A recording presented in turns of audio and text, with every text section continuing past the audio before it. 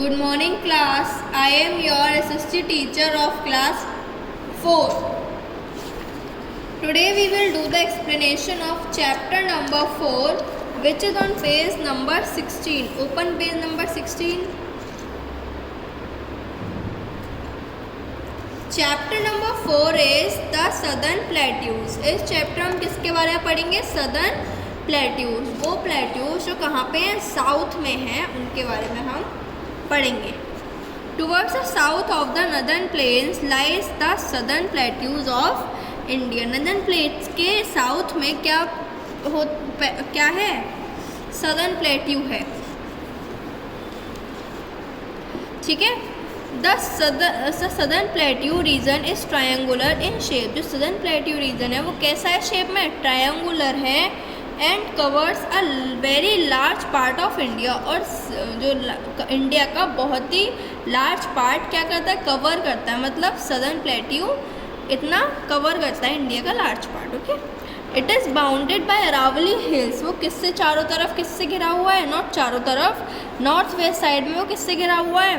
अरावली हिल से. और राजमहल हिल से कहाँ घिरा हुआ है? नॉर्थ ईस्ट साइड में. और वेस्ट साइड में वेस्टर्न घाट से घिरा हुआ है. और ईस्ट साइड में ईस्टर्न घाट से घिरा हुआ है. जैसे मैं दिखा देती हूँ, यह आपका बुक में है. यह जो ब्राउनिश एरिया है ये आपका क्या है? ये सब आपका सदर्न प्लेट्यू है. वेस्ट में वेस्टर्न कोस्टल प्लेन से घिरा हुआ है. ईस्ट में ईस्टर्न कोस्टल प्लेन से. यहाँ अरावली हिल्स हैं और यहाँ राजमहल हिल्स हैं. ठीक है. The general slope of land in the plateau region is from west to east. जो नॉर्मल स्लोप है वो किधर से है? वेस्ट से ईस्ट में है. ये सब ठीक है. Many rivers like Mahanadi, the Godavari and the Krishna and the Kaveri flow eastward and flow into Bay of Bengal. काफ़ी रिवर्स जैसे महानदी ये रही, और कौन सी है? गोदावरी ये रही, कृष्णा ये रही, यहाँ ही है ना इसके अंडर में. और कावेरी ये रही. ये सब किधर के साइड है? ये सारे जाके कहाँ गिर जाती है? बे ऑफ बंगाल में. Two rivers the Narmada and Tapi flow in the opposite direction and falls into the Arabian sea. और एक है नर्मदा और एक है तापी. ये दोनों अपोजिट डायरेक्शन में बहती हैं और कहाँ चली जाती हैं? फिर अरेबियन सी में. ठीक है. कुछ जाती हैं वेस्ट बे ऑफ बंगाल में, कुछ जाती हैं अरेबियन सी में. Now what is plateau? अगर नॉर्मल अगर कभी आता है कि प्लेट्यू क्या है तो आप क्या कहेंगे? आप plateau is a flat land which is high above sea level. Plateau एक फ्लैट लैंड है जो कि एक सी लेवल होता है उससे के ऊपर है. अबव मतलब ऊपर. ठीक है. Now parts of southern plain. पहला है the Malwa plateau is to the north of Narmada. Narmada river के नॉर्थ में है. नर्मदा ये रही आपकी, इसके नॉर्थ में ये क्या है? मालवा प्लेट्यू है.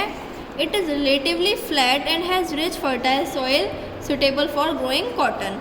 ये बहुत ही ज़्यादा अच्छी फ्लैट लैंड है और यहाँ पे क्या अच्छे से ग्रो होता है? फर्टाइल लैंड है, उपजाऊ ज़मीन है यहाँ अच्छे से. ये किस में अच्छी है? कॉटन ग्रोइंग में. ये वाली जो रीज़न है वो वाला. ठीक है. एक है आपका छोटा नागपुर. छोटा नागपुर कहाँ है? Eastern side. It is very rich in mineral resources. छोटा नागपुर ये रहा ईस्ट साइड में. ये किस में अच्छा है? Mineral resources. मतलब यहाँ से हमें अच्छे मिनरल्स मिल जाते हैं.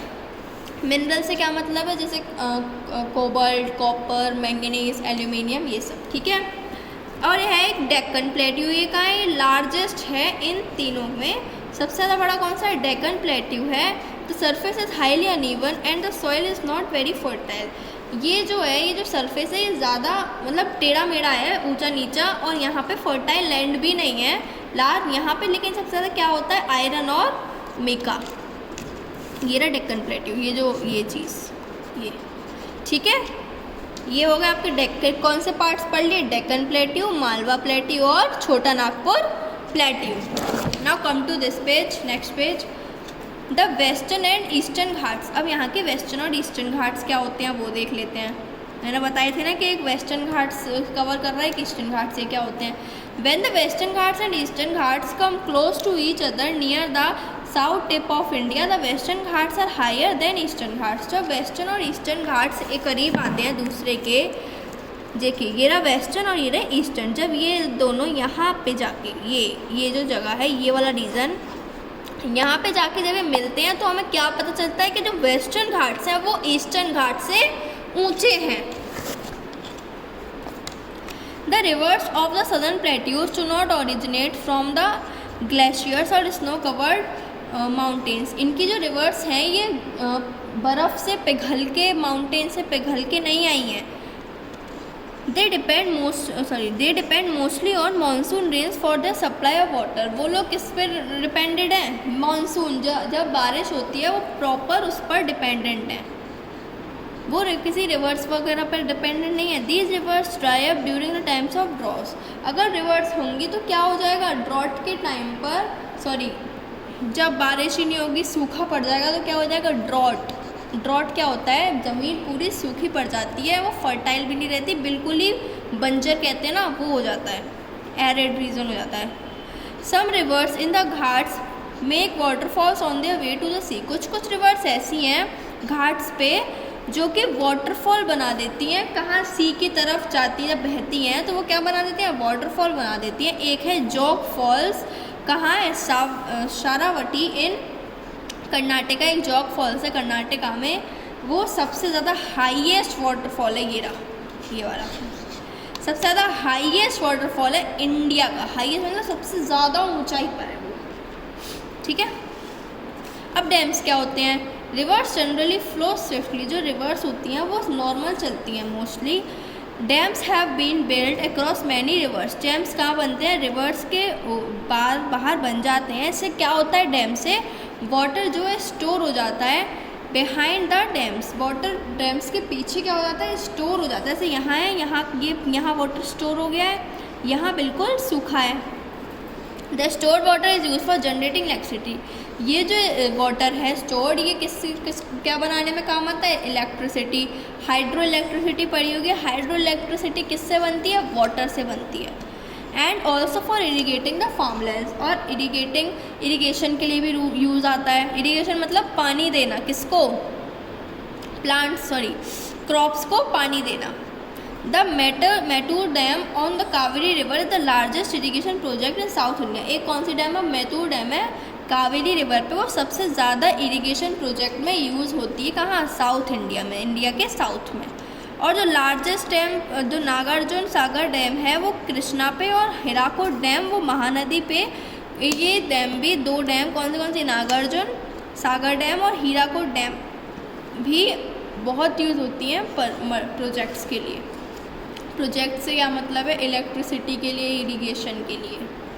Mineral resources. The plateaus are rich in mineral resources. जो प्लेट्यू है ये मिनरल रिसोर्सेज में अच्छा है, मतलब अच्छी उपजाऊ है इसकी ज़मीन, तो इसीलिए अच्छी क्रॉप ग्रो होती है, अच्छे मिनरल्स ग्रो होते हैं। The main minerals found here are iron और मिका एंड गोल्ड। जो यहाँ पे ज़्यादातर मिलते हैं वो कौन से हैं? आयरन और मिका और गोल्ड।